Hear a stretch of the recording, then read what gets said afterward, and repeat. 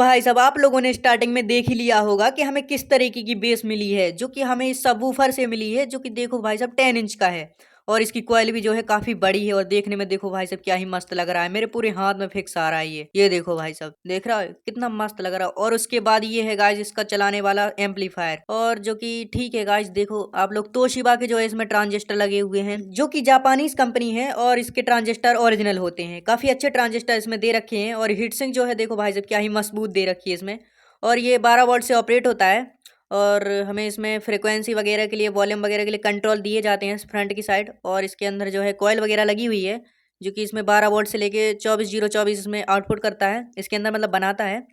और भाई साहब ये देखो यहाँ पे फ्रंट साइड में कुछ इस तरीके का लुक आता है। और ये देखो, और भाई साहब इन्हीं दोनों की हेल्प से अब हम बनाने वाले हैं बेस ट्यूब को, जो कि मैंने बेस ट्यूब जो है कबाड़े वाले भैया के पास से ली थी, जो कि मैं अभी दिखाऊंगा आप लोगों को। पर आप लोग ये देखो भाई साहब ये सबवूफर कितना तगड़ा है और इसकी कॉइन जो है बहुत ही हार्ड है। देखो भाई साहब दब भी नहीं रही है, इतनी ज्यादा हार्ड है इसकी कॉइन। और उसके बाद चलो चलते हैं अपने बेस ट्यूब के ऊपर।